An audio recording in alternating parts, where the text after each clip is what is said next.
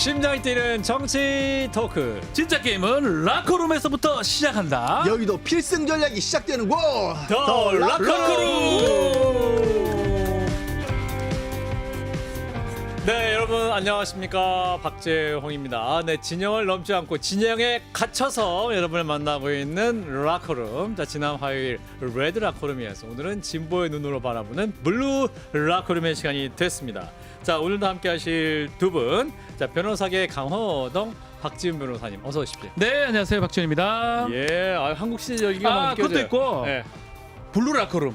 옷에 맞게. 블루. 예, 삼성 라이온스 블루 입고 나왔습니다. 좋습니다. 자, 그리고 변호사계 유재석 양지일 변호사님, 어서 오세요. 네, 안녕하십니까, 양지열입니다. 오늘 젠틀맨이에요, 변호사님. 가을이 와서 이게 옷부터 이거 더블 바꿨습니다. 버튼이라고 하나? 네. 야. 왜 뭐 더블 버튼 처음 보시는 것도 이게 잘 어울려. 이게 또 어울려요, 배가 어울려요. 안 나와야 되거든. 예, 이게 날씬해요. 날씬해야 가을이 되는데. 되면 예. 제가 더블 버튼을 챙겨 입는 이유가 있습니다. 왜 그렇습니까? 겨울에 살찌는 걸 방지하기 위해서. 복대같이 이렇게 확. 스스로 경계하는 거죠. 이제 겨울에 느슨해지기 쉬우니까. 어유, 멋있어요. 네. 대단하십니다. 젠틀맨. 예. 라커룸의 젠틀맨을 담당하고 있는 양 변호사님까지 만나봤고요. 자, 일단은 대통령과 한동훈 대표의 지난 월요일 독대에서 만남 차담으로 이제 갔었는데 그 후폭풍이 어마어마하네요. 지금 뭐 다음날 오전에 잠깐 숨고르기를 한다 싶었는데 친한계와의 만남 이후에 강공 모드로 용산을 압박하고 있습니다. 도대체 그날 저녁엔 무슨 일이 있었던 것인가? 자, 아무튼 첫 번째 비디오 판독 주세요. 국민의힘 당대표로서 다시 말씀드립니다. 특별감찰과 추천 진행합시다. 참고로 당대표 임무 관련해서 제가 오해가 없도록 한 말씀 드립니다. 당대표는 법적 대외적으로 당을 대표하고 당무를 통할합니다. 당연한 말이지만 원내든 원외든 당 전체의 업무를 총괄하는 임무를 당대표가 수행하는 것이죠. 당 전체를 총괄하는 사람을 뽑는 것이기 때문에 당대표를 뽑는 전국 규모 선거를 하는 것이기도 하죠. 예. 제가 옆에서 직접 듣기는 아까 처음 들은 사안입니다. 이 부분은 국회 의사 결정 과정이고 원내 사항입니다. 원내 최고 의사 결정은 의원총회입니다. 네. 요거 이제 원내 아유. 최고 결정 사항에도 요거에 대해서 이제 한동훈 대표가 바로 이제 당 대표 입장은 당 대표가 원내든 원외든 다 총괄한다. 씁쓸하네요. 일단은 80분간의 면담을 다시 가봐야 될 것 같습니다. 대통령실을 가보죠. 예. 예. 그게서 기억나는 거는 저는 제로 콜라밖에 없다. 제로 콜라. 사실은 그런 자리에 가면 사실은 다과 차담회면 정말 쿠키라도 케이크라도. 다과 그릇이 나와서 과일이라도. 비 오는 날이었어요 그날. 맞네. 그 정도가 돼야 되는데 동네 어디 가더라도 판타 사이다 콜라 이런 거는 안 주거든요. 자, 이거는 준비된 의전이다. 제가 그 말씀 드리고 싶습니다. 일부러. 준비된 내용이다. 일부러. 시작도 준비된 내용. 예를 들어서 24분간 한동훈 대표가 서 있었습니다. 비록 외교적 뭐 중요한 전화라고 했지만 예. 서 있었고 끝난 이후에는 추경 원내대표하고 식사하는 모습. 그렇죠. 윤석열 대통령이 한동훈 대표는 그 자리에서 사실은 위치도 그렇고요. 원탁이 아닌 그런 탁자, 직사각형 긴 탁자. 탁자도 그렇고요. 거기서 이렇게 인상 쓰면서 이렇게 있는 모습까지 대통령이? 사진들까지 모든 게 준비된 의전이고 이 준비된 의전으로 윤석열 대통령하고 한동훈 대표의 관계는 끝이 났다고 저는 보이고요. 더 이상 올라오지 마라라고 선을 그은 걸로 보입니다. 그렇군요. 이제 남은 거는 이제 한동훈 대표의 선택인데 지금 좀 전에 얘기를 들었지만 이제 특별 감찰관 이게 어쩌면 좀 뜬금없는 아주 약한 내용으로 지금 접근을 하고 있는데 글쎄요 이게 이제 한동훈 대표의 어떤 선택이 맞아 떨어질지는 한번 봐야 되겠죠. 그렇군요. 저는 일정 부분은 양쪽 다 예상한 이렇게 될 거를 뻔히 알고 결별. 또 심지어는 기대도 하고 아하. 기대라는 표현이 좀 이상하긴 합니다만 그럴 줄 알았지 뭐 이런 정도였는데 그런데 그것보다도 생각보다 수준이 좀 세긴 셌다. 저는 일단 대통령실에 그 찍힌 사진 보면서요. 그냥 이 대통령 두 사람의 그 대통령과 여당 대표의 만남이라는 걸 빼고 그냥 그 자리만 딱 찍어놓잖아요. 예. 어디 그냥 허름한 동네 식당 한 구석 찍어놓은 것 같지 않아요? 솔직히 저거는요. 예. 국민에 대한 예의도 아니에요. 우리가 어느 정도 의전이라고 하는 걸 대외적으로 있고 대통령실이라는 이름을 달고 내보낸 사진이라 이런 것들은요. 그냥 단순한 두 사람 개인의 만남이 아니라 그냥 네. 좋은 자리 편한 자리 만나는 게 아니라 아 우리 지금 이 국가를 위해서 이 대통령과 여당 대표가 만나서 여러분들을 위해서 뭔가를 논의하는 자리입니다라는 게 있으면요. 국민들이 보기에도 그럴듯해야 된다는 거예요. 제가 무슨 호화사치를 말하는 게 아닙니다. 절대. 우리가 격식을 차리고 어떤 자리에선가는 뭐 예를 들어서 뭐 결혼식장에서 뭐 양복을 갖춥니다. 이런 것들 하는 이유가 있잖아요. 깡그리 무시해버린 거예요. 제가 그 대통령실 내놓은 사진 중에 제일 충격적이었던 건 두 사람이 면담하고 있는데 자리에서 뒤에 모르겠어요. 경호원인지 어떤 분이 쓱 지나가는 사진도 대통령실에서 내놨어요. 찍혔어요. 지나가는 사람 일. 아니 예. 이게 도대체 대한민국에 지금 한 달 가까운 그런 어떤 갈등을 풀어보겠다고 만난 자리에 뭐냐 쓱 뭐야 뭐 하는 거야 둘이 이런 표정으로 지나가는데 그걸 떡하니 찍어가지고 그걸 대통령실에서 국민들 보라고 내놨어요.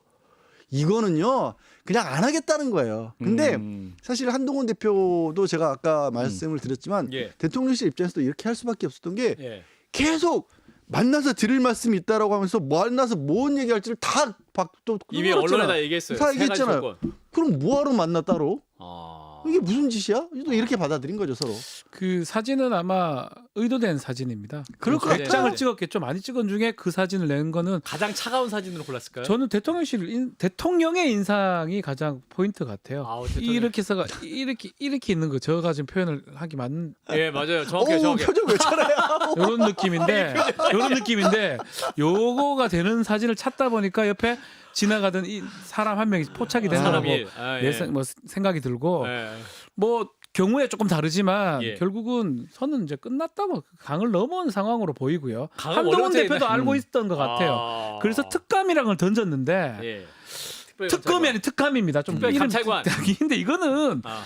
좀 착각을 하는 부분도 있는 것 같아요. 한동훈 대표가 추경호 원내대표한테 딱 걸렸잖아요. 추경호 원내대표 이 원내 의총 추천해야 되니까. 의총 상황이다. 당 대표 끼어들지 마라. 이걸로 지금 됐는데 추경호 원내대표는 대통령의 어떤 사자 같은 역할이거든요. 아. 그러니까 지금이라도 윤석열 대통령하고 싸워야 됩니다. 한동훈 대표는 그게 마지막 자신이 할 수 있는 마지막 어떤 정치적인, 길인데 그 싸운다는 게 특감 이런 걸 싸우는 게 아니고요. 아. 특검 아. 상대가 약하게 여기는 부분으로 싸워야 되는 거죠. 특감 말고 특감으로 특감은 싸워라. 아무것도 아니잖아요.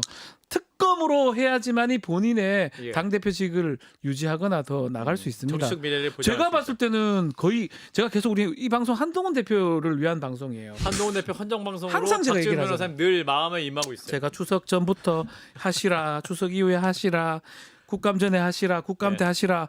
지금 이제 진짜 다 왔어요. 다 왔어요. 이제는 방법. 방법이- 사실은 그때 했어야 돼요. 아 추석 이후에 아니요, 차담 끝나고 나왔을 때 바로! 딱 던지고 그냥 기자회견하면서 아. 연막유경 코카콜라 하면서 이렇게 해야 되는데 그 시간 놓쳐가 집에 들어가 버리고 박정아 비서실장이 엉뚱한 얘기하고 이런 상황이 된 거거든요. 아.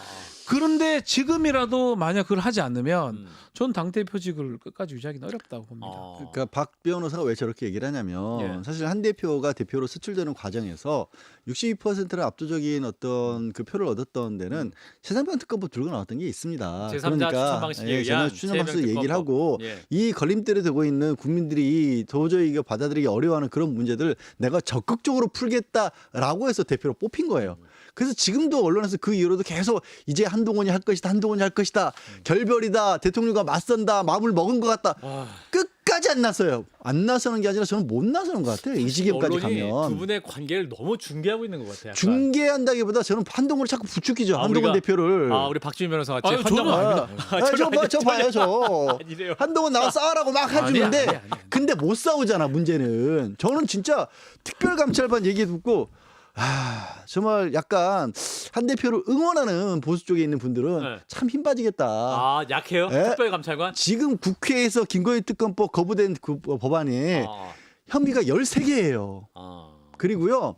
특감반 지금 만들면 특감반이라고 하는 거는 주변인들이 부정한 짓을 저지르 못하게 감시하는 기능이 더 큽니다. 그렇죠. 이제 와서 문제는 지금 2021년, 2020년부터 계속 싸웠던 문제들에 대해서 아. 풀지를 못했기 때문에 특검법이 올라오고 있는 상황인데 아. 지금 와가지고 그럼 지금부터는 앞으로 잘할게요 이게 돼요?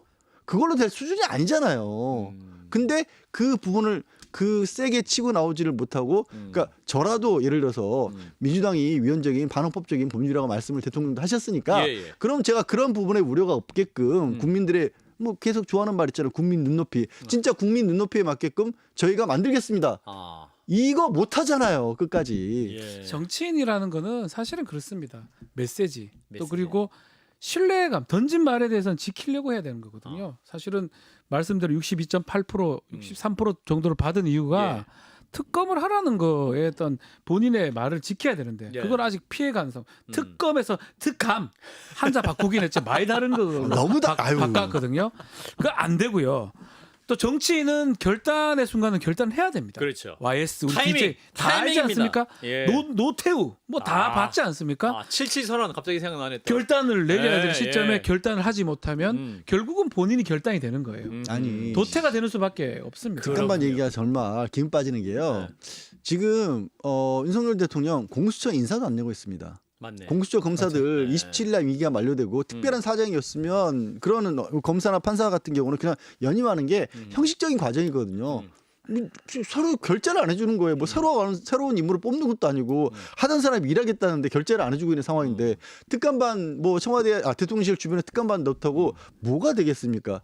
그 와중에도 불구하고 지금 한동훈 대표, 추경호 원내대표한테 그렇게 당하고도 기껏 뭐 법적으로 대외적으로 당을 대표하는 누가 당 대표에게 법적으로 그런 권한이 있다는 거 몰랐어요? 검사 판사가 아니에요. 여의도 정치인들은 정치력의 역량이 얼마만큼 맞습니다. 되느냐에 따라서 자기가 자리가 그냥 초선 의원이건 뭐 중진 다선이건 아니면 원내대표건 간에 그 말이 먹히는 거 그 권위가 먹히는 게 만드는 게 정치인 거지. 그렇죠. 제가 법적으로는 권한이 있는데요. 그래서요. 이런 끝이에요. 우리 양절 변호사님이 그 라커룸 출연 횟수가 늘어갈수록 그 목소리 통과 속도가 좀 빨라지고 있어요. 이거는 뭐랄까 정치적 사안이 점점 격화되고 있다. 많아지고 있다. 네, 태풍이 오고 있다. 저 그런 사람 아닙니다. 양변의 마음속에 태풍 쓰나미가 오고 있다. 우리 두려운 마음. 한동훈 대표가 지금이라도 결심하지 않으면 걱정하는 마음. 걱정하는 거. 당 대표직을 유지하기가 쉽지가 않을 것 같아요. 그래요. 그리고 당 대표직을 유지를 못한다면 네. 정치인으로서의 생명이 정말 풍전등화 같은 상황이거든요. 예. 그 다음 당 대표는 보이잖아요. 누구죠? KK입니다. KK? 어제 나왔대요. 권성동 뭐 그 권영세 이런 두 분. 분들이 유력하게 보이잖아요. 다시 또 친윤계로 그렇죠. 돌아갈 가능성이 그 상황에 있죠. 지금 와 있고 그리고 그 상대는 추경호 원내대표가 아닙니다. 권성동 지금 의원이 아닙니다. 이 상대는 홍준표 시장도 아니에요. 윤석열 대통령입니다. 그러니까. 코카콜라 맥인 윤석열 대통령이기 때문에 제로 콜라입니다. 예. 그렇기 때문에 지금부터라도 윤석열 대통령하고 그 같은 그 각을 지으면서 가는 거. 윤석열 대통령이 가장 약한 부위는 지금 특검 아닙니까? 그렇죠. 그 특검 얘기를 해야 되는 거고 8명만 들고 있으면 돼요. 제가 계속 8명 얘기하잖아요. 8명 3분의 2. 8명만 갖고 있으면 아무 걱정이 없는데 지금 오늘 아침에 뭐 보도들 보니까 네. 뭐 조선일보나 동아일보에 뭐 친한계가 몇 명인데 한데 제가 봤을 때는 정말 생사를 같이 하는 동지가 8명 있어야 되는데 없는 것 같아요. 한동훈 대표 스타일이 약간 이제 그런 거 막 동지 막 함께 갑시다. 그게 정치 아닙니까? 근데 그걸 못 보여준다는 거죠. 참 좀 약하신 것 같다. 지금 박 변호사가 말한 기사가 보면서 도대체 이 언론이 뭘 하자는 건가. 친윤계라고 해봐야 30-40명 정도고 그렇죠. 당신 편도 20명 있고 지금 가운데 50명 있으니까 네가 나서서 싸우면 50명 장악할 수 있다. 이게 뭐 진짜 야구 중계하는 거잖아요. 뭐 이게.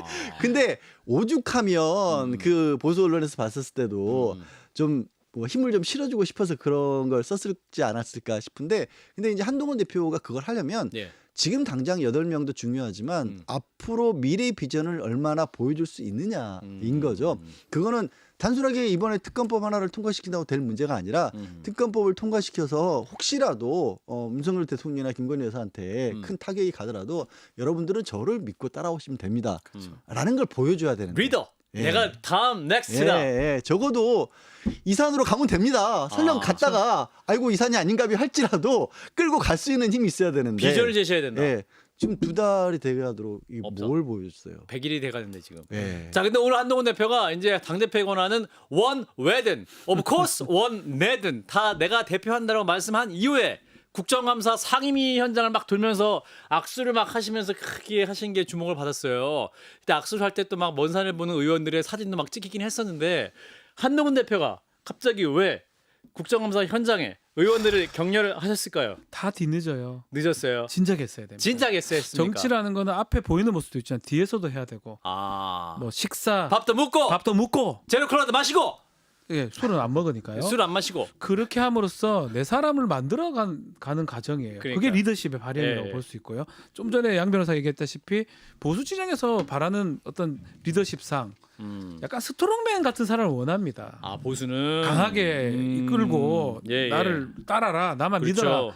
그런 모습들을 진작에 이제 보였어야 되는데 늦었다. 사실은 못 보여주고 좀 뒤늦게 나온 것 같아요. 뒤늦게 국감장에 가서 하는데 저게 큰 의미가 있을까요? 저는 그런 생각이 좀 들어서 과연 뭐 저거 함으로써 좀 그래도 좀이라도 어떤 의원들이 잘 왔습니다 하는 사람도 있겠지만 늦었다.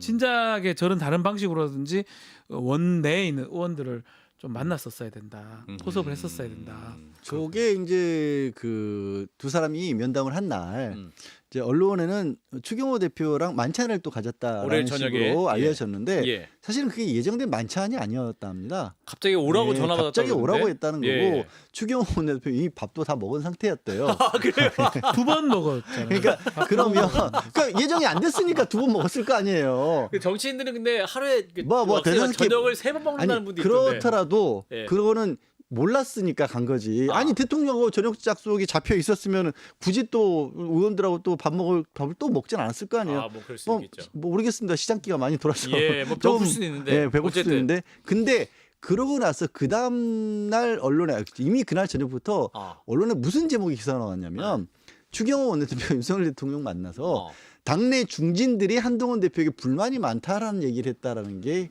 기사가 나왔어요. 이 얘기는 대통령실에서 그렇게 얘기를 흘린 거잖아요. 거기 기자가 끼었을 리는 없으니까. 그러면 이미 주 얘기는 뭐냐면 아니 대통령 만나가지고는 대통령은 그 반헌법적인 법률이지만 뭐 국민의힘 의원들이 그렇게 한다면 해야 되죠.라고 했지만 그 자리에 가서 추경호 대표는 걱정 마십시오. 중진들은 한동훈 대표 안 따릅니다는 얘기를 이미 그날 했다는 얘기예요. 예. 그 얘기들 근데 그 과정이 어떻게 되는지 우리는 모르죠. 근데 박 변호사 얘기한 것처럼 그리고 지금 화면에 본 것처럼 그런 식의 흐름이 내부에서 만들어져 있는데 저렇게 카메라 앞에서 악수하는 모습을 보여주면 모르겠어요. 한동훈 대표를 좋아하시는 분들은 노력하고 있는 걸로 보일지 모르지만 그런 내막을 쭉 흐름을 타고 봤을 때는 저기서 악수한다고 뭐가 달라지나. 그러니까 두 군데를 봐야 되는 거예요.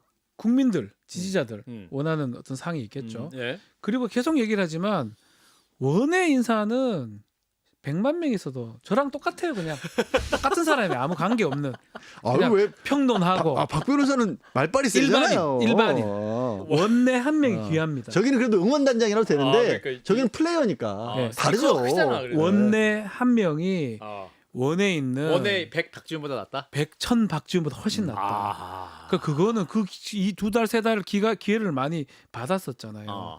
그걸 왜 제가 못했냐는 거예요. 정치라는 건 그런 거거든요, 사실은. 내세를 넓혀야 되고. 그래서 우리가 맨날 뭐 그게 좋은 얘기는 아니지만 뭐 친문, 친이, 친박, 친명, 뭐 예. 뭐 이런 얘기 하는 게 예. 사실 그게 나쁘게 해석되기도 하지만 예. 어쩔 수 없는 정치의 속성이거든요. 그러니까 사실은 정치 초보잖아요. 사실 어떻게 보면 6개월도 안 됐어요. 이번 총선하면서 돌아간 거기 때문에. 그렇죠.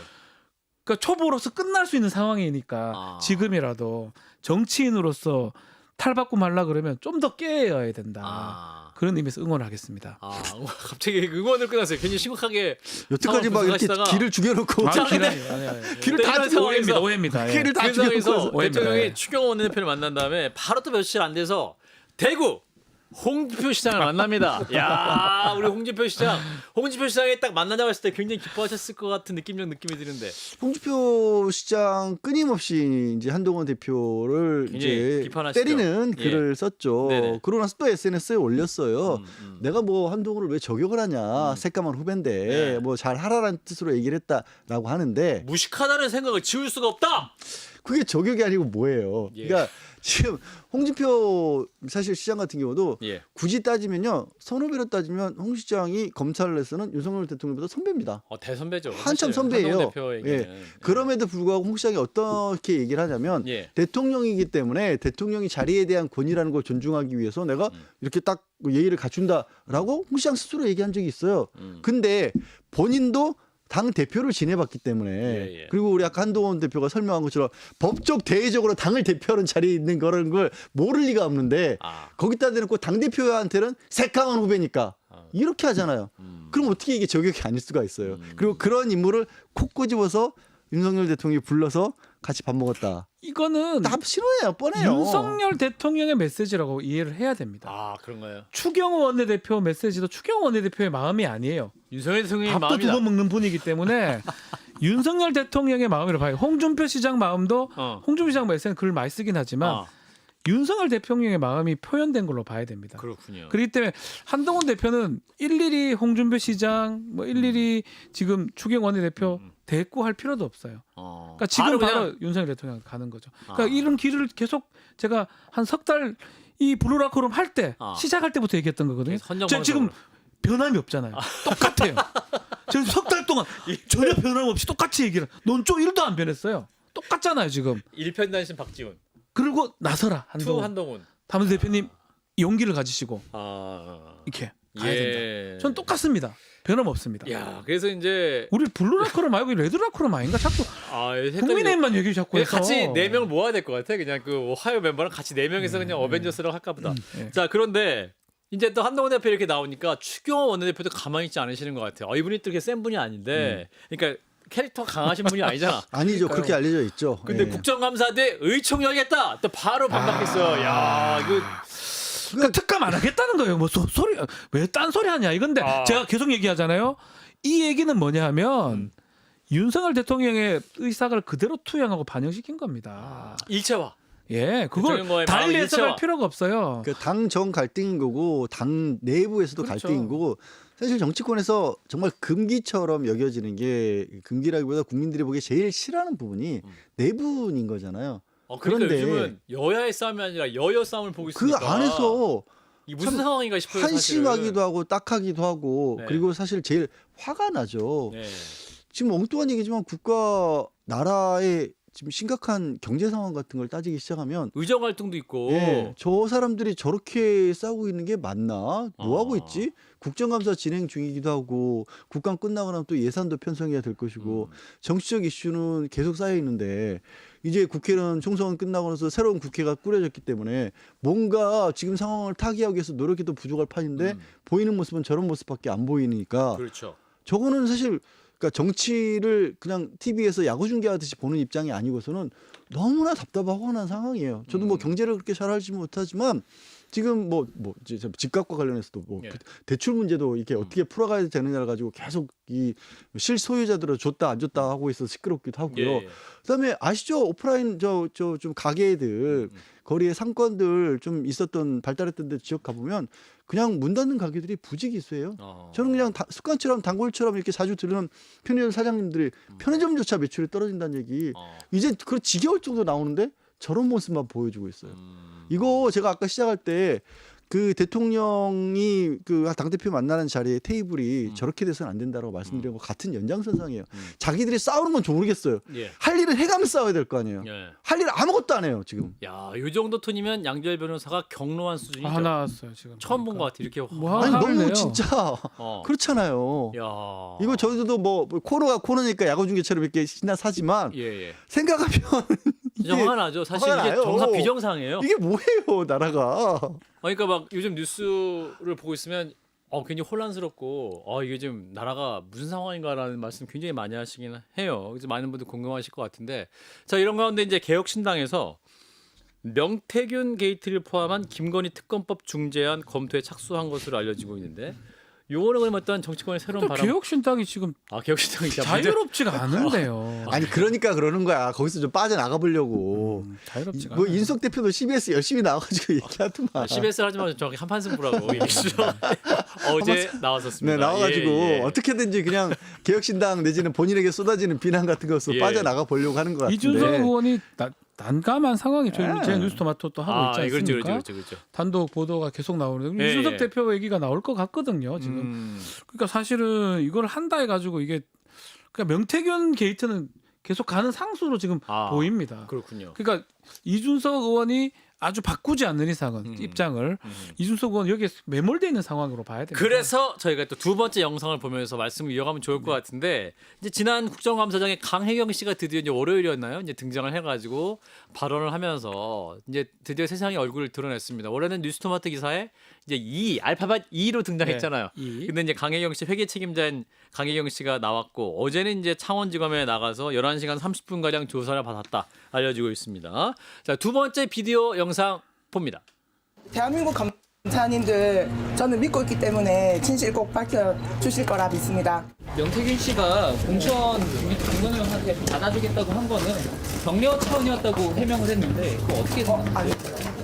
네, 저 기자의 질문은 저희 방송을 보고 질문한 것 같아요. 명태균 씨가 저희 방송에서 이제 그거 말하는 거 사실 아니냐 했더니 인터뷰하셨죠? 예. 명태균 씨가 그거 사실은 직원들 격려 차원에서 했던 말이라고. 그래서 저는 기존 입장과 좀 너무 좀 달라져가지고 약간 이거 이 상황 뭔가 해서 계속 이제 질문을 하긴 했는데 뭐 이제 공천 개입 없었다 아니다 뭐 이렇게 이제 저희 방송이 해명을 했어요. 이제 그걸 다시 물으니까 강혜경 씨는 아닙니다 이렇게 한 거거든요. 그러니까 명태균 씨 입을 이제 따라갈 수 있는 상황은 예. 아닌 것 같아요. 그런가요? 본인의 입장도 사실 있는 거예요.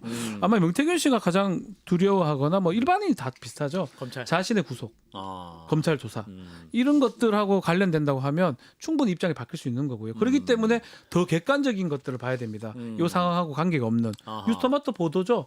그걸 쭉쭉 따라가다 보면 예. 시작 자체는 2022년도 재보궐선거고 그 재보궐선거를 할 때 여론 조작을 했다고 하는데 한 결과로 돈은 안 받고 공천을 대신 받았다라는 게 강혜경 씨 녹음 내용들이거든요. 예. 거기다가 또 이른바 우리 세비 반띵 사건. 예. 공천은 대신 받았는데 돈 안 받으니까 반으로 세비로 받기도 하고 서울로 올라갔는데 예. 공천권을 갖고 왔다. 갖고 왔고 그리고 그 이후에 세비로 반 받고 또 이번 총선에 와서는 결국은 이 의원을 한 번 더 공천시키려고 했는데 안 되니까 뭐 김해 얘기하다가 급기야는 개혁신당가가 7보일사에서 땅 파는 것까지 나왔다. 예. 이런 게 지금 주된 흐름이죠. 팩트거든요. 흐름의 흐름이죠. 요것만 찾아봐야 될 것 같아요. 아하. 더 국감에서 나온 거는 강혜경 씨가 27명의 관계된 정치인이 있다. 명태균 그 정도가 리스트. 새로 나왔다고 예. 보고 나머지는 뉴스 토마토하고 이렇게 객관적으로 어느 정도 팩트가 정리되는 부분 누구의 어떤 이해관계가 좀 빠져 있는 그런 것들 위주로 좀 살펴보면 어느 정도는 정리가 되는 게 아닌가. 또 명태균 씨 같은 경우는 본인의 이제 입장이 있기 때문에 100%다 신뢰하기는 좀 어렵다. 예, 그 생각이 듭니다. 명태균 씨가 굉장히 많은 말들을 하죠. 그리고 왜 왔다 갔다 하면서 그렇죠. 이 말을 바꿨다가 또 저 말로 돌렸다가 농담이었다고 했다가 그 뭐 친오빠라고 했다가 네, 오빠 아니었다고 했다가 했다가 그 여러 기자들에게 농담이었다고 얘기했다가 네. 막 이렇게 예, 말씀을 하긴 그러기도 하죠. 하고 예. 또 그런 얘기들이 오가는 와중에 흥미를 끌만한 얘기들도 굉장히 많이 나왔습니다. 그렇죠. 강영욱 씨 입에서도 그렇고 하지만 어디까지나 이게 법적으로 실제로 문제가 되는 부분들을 뼈대는 박 변호사가 잘 얘기한 것처럼 저는 돈의 흐름을 정확히 따라가야 된다라는 첫째 돈의 거죠. 흐름, 돈의 김건희 흐름이죠. 여사의 공천 개입 여부죠. 그러니까 돈의 흐름을 따라가다 보면 공천 개입을 했는지 안 했는지도 어느 정도 드러날 수가 있죠. 왜 세비를 나눠 가졌으며 왜 당시에 그 지역에 있던 지방자치단체 예비 후보들이 또 돈을 건넸으며 그 돈에 오간데 대해서 대출이라고 얘기를 하는데 예. 그 대출이라고 얘기해놓고 또 이 강혜경 씨에 대해서는 또 이 명태균과 김영선 전 의원이 또 횡령이라고 고소를 내놓은 부분도 있거든요. 예. 그런 흐름들을 찾아가서 거기가 핵심이죠. 나머지 것들은 사실 진짜 문제가 있었던 부분들을 어찌 보면 감추는 연막이 될 수도 있는 거거든요. 그건 이제 정황으로서 이런 일들까지 있었기 때문에 이 사람들이 이렇게 돈이 오갔습니다라고 가야 되는 거지. 귀결점들은 정확하게 하나를 것 같아요. 빼먹었는데요. 저도 그렇고 그 모든 핵심에 김건희 여사가 있었다는 거예요. 그러니까 그게 김건희 그게 여사 핵심인 그걸 거예요. 뽑기 했었죠. 예, 그 뒤에 팩트도 있지만 이 과정에서 공천 과정에서 김건희 여사 뒷배를 믿고 또 그 힘을 발휘하면서 했다라는 게 이제껏 핵심이고 나머지 부분들은 뭐 우리가 지금 확인할 수 없는 거기 때문에 그걸 바라볼 필요는 없다 생각이 그러니까 듭니다. 되게 돈과 관련돼서도 여러 가지가 지금 의혹으로서 확인해 볼 필요가 있는 것들이 나오는 게 오늘자 뭐 중앙일보 칼럼에 나온 거니까 제가 소개를 시켜드리자면 히림이라고 해서 커머너 컨텐츠에 이렇게 협찬을 했던 걸로 알려진 그 회사 건축회사인데 그 회사가 지금 공천개입 관련해서 명태균 씨 관련해서 그렇게 많이 들으셨던 PNR이라고 하는 여론조사에서 그 여론조사 결과가 잘 나올 때 이럴 때 주가가 폭등을 했다라는 거예요. 윤석열 테마주로 묶여 있어서 폭등을 했을 때 하필이면 대주주가 그걸 또 팔아요. 팔면 또 거기 쫓아갔던 개미들은 또 손해를 보고 다 빠져나올 거 아니에요. 네. 그런 식으로 한 3-4차례를 오르면 대주주는 팔고 떨어졌을 때 대주주는 다시 그걸 주워 모으고 이렇게 해서 150억을 벌었다라는 거예요.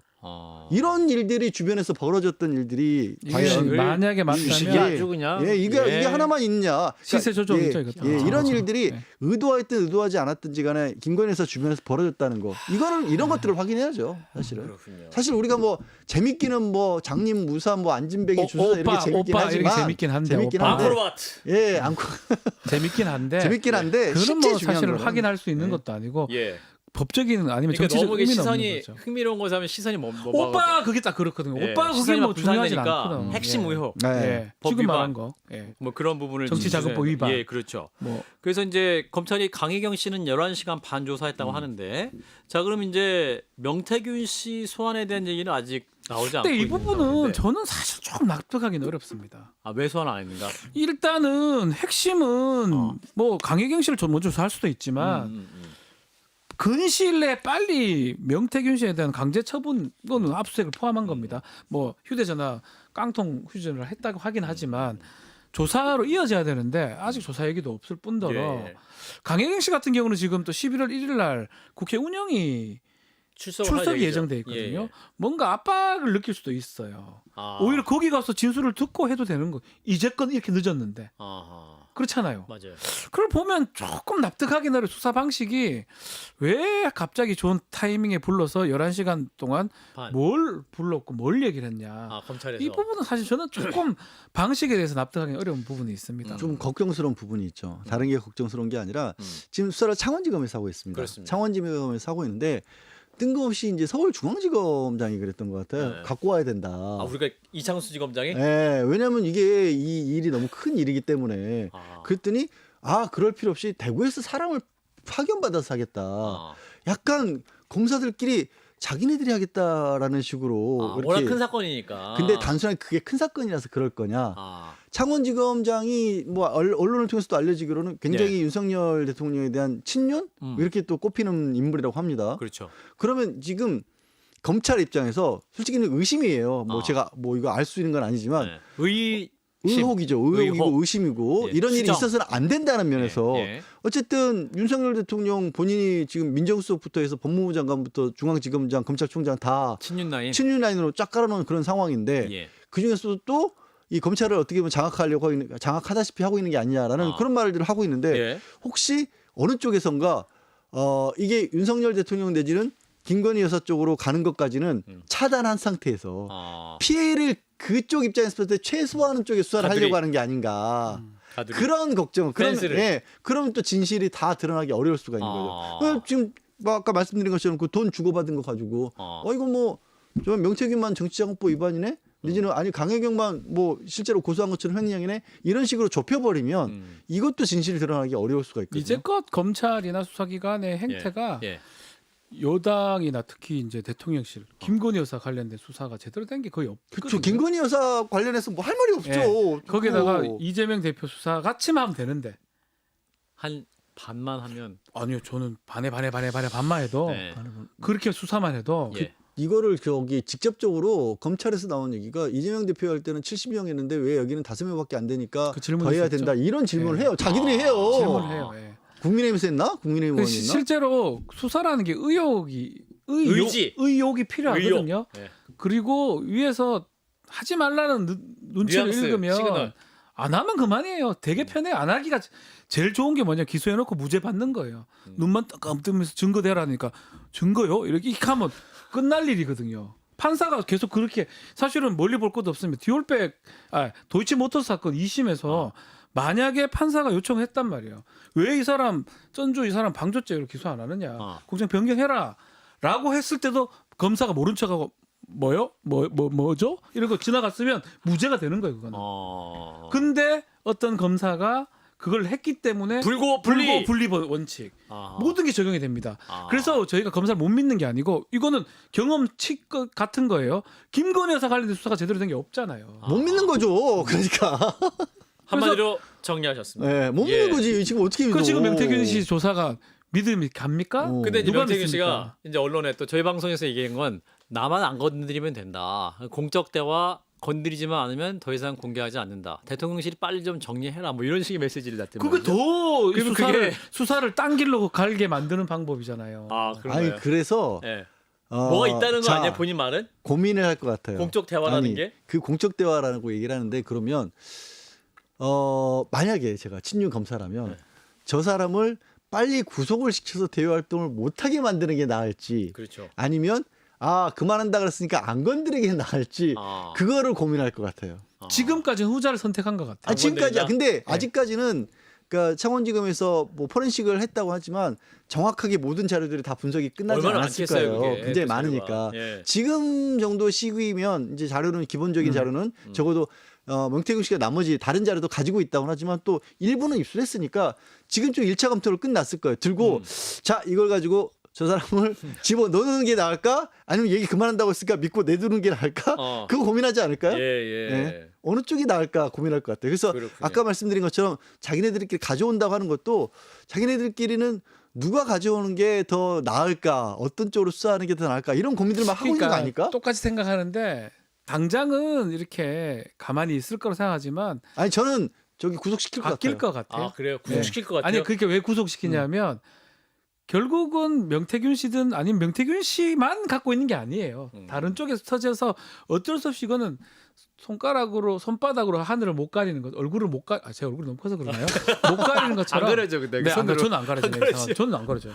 그런 것처럼 언젠가는 나오게 마련이고 그게 나오게 된다면 결국은 검찰이나 수사기관 입장에서는 명태균 씨 가만놔도 안 되겠다라는 구조로 갈 거고 그래서 구속이 되면 명태균 씨는 또 다른 자기 거를 낼 수 있는 그런 악순환으로 갈 가능성이 좀 높아 근데 보입니다. 구속되면 아무래도 뭐 자기가 얼마나 어떻게 준비를 했는지 모르지만 아무래도 좀 불편해지죠. 그 바깥으로 어떤 얘기를 한다라는 게.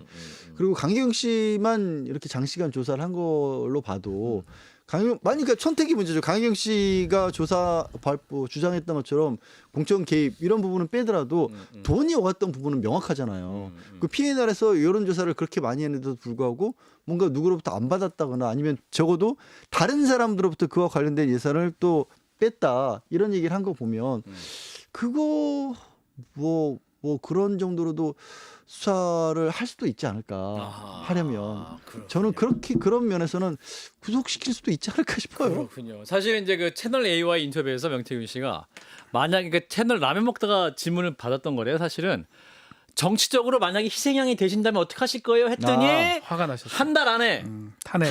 다 투자 불면 탄핵해야 될 텐데 이렇게 말했다는 거예요. 그러니까 근데 그게 저는 아니 본인이 만약에 신병이 구속이 되면 그걸 어떻게 하지?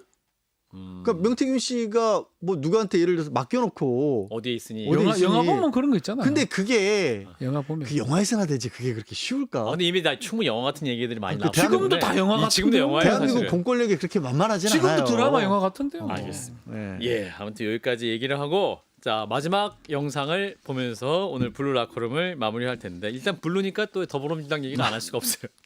자 이제 이런 가운데 더불어민주당은 차기 대선 준비를 위한 당내 조직 집권 플랜본부가 공식 출범했습니다. 어제. 그러니까 이제 뭐 정권 교체를 가정하고 정책 조직 전략을 미리 마련해 주자 준비하자는 취지죠. 자 관련 영상이 준비됐습니다. 영상 확인해 볼까요? 집권 플랜 본부 김민석 가동 시작입니다. 최고위원. 포지티브, 포지티브, 포지티브. 스피드, 스피드, 스피드. 이 깃발 아래 오늘의 싸움 이후 내일의 집권을 향한 정권교체 고속도로와 국정성공 고속도로의 구간별 세부계획 작성과 공사를 시작합니다. 예. 자, 김민석 본부장이죠. 요 이제 집권 플랜 본부의 본부장인 김민석 본부장이고 현재 수석 최고위원이기도 네, 하고. 그렇죠. 예. 다음 대선이 2027년 3월이에요. 2년 반 남았는데 이게 이렇게 이제 대선 캠프성을 꾸민 것은 이건 뭐 어떻게 보면 불충이거든요. 불충이죠. 죽으면 반절도 안 지났거든요. 이거 대통령에 집권이. 대한 메시지 자체가 이거 사실 만약에 정상적인 상황이었다면 네. 쟤는 뭐 하는 엄청나게 거야? 비판을 얻어먹어요. 저 정당 뭐 하는 뭐 거야? 하는 짓이냐고. 뭐 이렇게. 예. 그렇죠. 나라가 장난이냐고 이렇게 나오거든요. 근데 지금 그만큼 시기가 좀 빨리 돌아가고 있다고 보입니다. 아, 그래요. 시기가 빨리 돌아가서일 수도 있고요. 네. 좀 약간 일타 쌍피처럼 저는 느껴져요. 일타 쌍피? 그러니까 뭐 병살타 이런 식으로 예, 해가지고 예. 그러니까 지금 박 변호사 말한 것처럼 시계가 빨리 돌아간다라는 것도 있고 민주당이 지난번에 민주당이 좀 많이 비난을 들었던 거는 다수당 만들어줬더니 국회에서 뭐 하고 있냐 니들 효능감이 없었다. 보이지도 않는다 그런 얘기들을 많이 했고 예. 말씀드렸다시피 지금 굉장히 국가적으로 큰 과제들이 많습니다. 예. 그런데 어쨌든 야당이지만 다수당이에요. 아무것도 안 하고 있으면 이게 또 거꾸로 또 민주당 또 욕먹습니다. 그래서 이게 집권 플랜도 플랜이지만 우리가 지금 상황을 극복하기 위해서 그런 아이디어들을 내놓을 수 있는 것들. 그래서 김민석 의원이 지금 파지티브를 하잖아요. 네. 지금 이 집권 플랜을 해서 윤석열 대통령 지금 현재 정부를 공격하겠다 이런 게 아니라 그거는 국회 내에서 좀 원내에서든 아니면 뭐 다른 어떤 뭐 특검을 하든 이런 걸 하더라도 예. 대안을 만들어 나가는 모습을 보여주겠다라는 거죠. 예, 수권 정당으로서. 예, 수권 정당으로서의 그리고 거기서 나오는 것들이 지금 당장이라도 만약에 국회를 통해서 반영시킬 수 있는 게 있다라면 그것도 같이 내세울 수 있다라는 것까지 좀 노린 게 아닌가 싶어요. 구성원들을 이제 보면 이제 예. 위원들이 이제 보면 집권 좀 플랜본부 구성원. 지금 이제 상당히 국감에서 좀 이분들 다 그렇지 않다는 말은 절대 아닙니다. 무슨 말 하시려고. 국감에서 상당히 활동적으로 하는 게 법사위와 과방위 쪽이 많습니다. 그렇지. 행안이나 맞아요. 그쪽 부분은 좀 빼고 지금 구성이 돼 있어요. 좀 말했다시피 멤버가 그러네. 거기가 네거티브라면 여기는 파지티브로 하겠다라고 아하. 보이고 뭐 양 변호사 말씀대로 예. 두 가지를 보고 있는데 어쨌든 간에 탄핵 같은 국면도 예상을 하고 있는 거예요. 일단 탄핵이든 뭐든 뭐든. 빨리 정권이 마무리될 수 있다라는 것도 가정해서 지금 절반도 안 됐는데 이거를 발동한 거거든요. 원래 같으면 4년 차나 뭐 돼야 말이 맞는 거죠. 그렇죠, 5년 차나 4년 차. 근데 지금 2년 차, 3년 차, 2년 반 정도 됐는데 했기 때문에 빨리 이 정권의 시기가 끝날 수 있다고 생각하고 들어왔다고 볼 수도 있습니다. 그러니까 어쩌면 이곳에서 예를 들어서 이제 국민들이 보기에 굉장히 뭐 수용 가능한 그리고 저게 적절해 보인다라는 정책들 같은 것을 내놓기 시작을 하면 당장 정권 교체와 상관없이도 그런 것에 대한 압박을 느낄 수가 있지 않습니까? 예. 그런 취지도 저는 충분히 포함되어 있을 것 같아요. 예, 사실 뭐 오늘도 저희가 어디 길을 가다가 한 청취자를 만났는데 청취자가 이런 말씀하세요. 한판 승부에서 좀 미래 얘기 좀 해라. 맨날 그 다른 시합프로랑 똑같은 얘기하지 말고 다 똑같다 좀 미래 얘기 좀 하라는데 근데 정치권에 대한 얘기는 똑같은 거죠. 똑같죠. 미래 정책 얘기, 네. 비전 얘기 해달라. 그런 거를 할 것 같아요. 그런 거를 이제 아마도 여기서 해라. 소화할 수 있는 공간이 될 수 있을 것 같은데 자 요즘 그럼 이재명 대표는 어떻게 지내시는가요? 이재명 대표는 지금 일정상으로는 이제 한동훈 대표랑 만나는 게 큰 정치적 어떤 이벤트나 이슈가 될 것 같고 예. 이제 뭐 가장 중요한 포인트 중에 하나가 뭐 여당이 또 바람일 수도 있어요. 11월 15일, 25일 있을 이제 1심 재판. 선거입니다. 선고. 이제 그 부분인데 저는 뭐 결론적인 얘기를 좀 드리면 큰 의미는 없을 것 같아요. 유죄든 무죄든? 법리로 봤을 때는 저 개인적으로는 뭐 이게 유죄가 되게 쉽지 않다고 보는데 그것도 유죄가 된다고 하더라도 1심이고요. 이게 2심까지 시간이 꽤 많이 또 걸릴 거니까 봤을 때는 이게 국면이 뭐 하루 이틀 작동할 수 있어도 이것 때문에 국면을 확 바꿀 수 있거나 아마 국민의힘 오늘 한동훈 대표도 그 얘기를 했죠. 우리가 김건희 여사를 선고 전에 뭘 해야 된다. 근데 그거가 엄청 바라고 이제 하는 것 같은데 큰 차이는 없을 것 같다 생각이 듭니다. 예, 검찰이 굉장히 여기서 자가당착에 빠진 거예요. 그러니까 이 여당에서는 거꾸로 이재명 대표가 재판을 끈다, 사법부가 뭐 이렇게 도와준다라고 얘기하는데 검찰이 수사를 이렇게 벌려가지고 엄청나게 많은 증거를 합치고 엄청나게 많은 사람들을 끌어모아서 이만큼을 만들어 놓으니까 사법부에서 감당이 안 되는 거예요. 그래서 박 변호사 말 맞다나 1심이 어떻게 나오든지 간에 항소시가 또 이만큼 해야 되는 거예요. 다시 들어봐야 될 부분이 설령 유죄가 나오면 또 다툴 거고 무죄 나오면 검찰에서 다툴 거고 그렇기 때문에 거기 또 2년 3년 가는 거예요. 이게 우리가 재판을 해본 입장에서 형사 재판에서 다투면 증인이 이제 채택이 되잖아요. 예. 증인이 몇백 명씩 있으면 그 검찰이 만든 증인이에요. 검찰이 만든 거예요. 그러니까 그거는 좀 가감하게 했었어야 돼요. 이재명 대표 사법 처리가 빨리 되는 게 중요하다고 생각이 들면 증인을 줄여야죠. 핵심 증인. 증인 없어도 돼요. 그런가? 기소할 때 다 증거 냈잖아요. 부인하는 것만 하면 돼요. 근데 저희도 똑같이 그런 일을 하니까요. 소송 뭐 진행해 보셨어요. 이거 저 얘기하지만 지금 성남 FC나 뭐 그런 거는 언제 끝날지 알 수가 없습니다. 그리고 누가 끄냐고 국감에서 자꾸 대립이 되는데 검찰이 끄는 거예요. 검찰이 만들어 놓은 거예요, 검찰이. 그나마 위증교사하고 이런 좀 간단한 사안이니까 공선법은 또 시간 제한이 있었으니까 됐는데 마찬가지로 2심 가면 또 끌어질 수 있는 거거든요. 그러니까 검찰 입장에서는 이재명 대표를 자주 법정에 출석시켜서 이거 자체가 이제 위험부당을 만들어낸 거는 있지만 그 이유 때문에 재판이 끝날 수가 없는 상황이 벌어진 함정에 거예요. 빠진 네. 거예요. 스스로 자기 검찰의 예, 자가당착에 자가당착에 빠진 빠진 제가 거예요. 검찰이었으면 증인 신청 많이 안 합니다. 근데 그랬으면 사건 기소도 제대로 못 해요. 저는 대부분의 저랑 사건들. 기소 안 했겠죠. 자, 오늘 블루라커럼 오늘도 아주 두 분이 치열하게 열정을 다해서 말씀해 주셨습니다. 네, 자 이재명 대표 이야기까지 했고요. 또 다음 주에는 또 어떤 상황이 나올지 10월의 마지막 목요일에 또 두 분을 뵙도록 하겠습니다. 오늘 함께해 주셔서 두 분께 감사드리면서 다음 주에 뵙겠습니다. 고맙습니다. 감사합니다.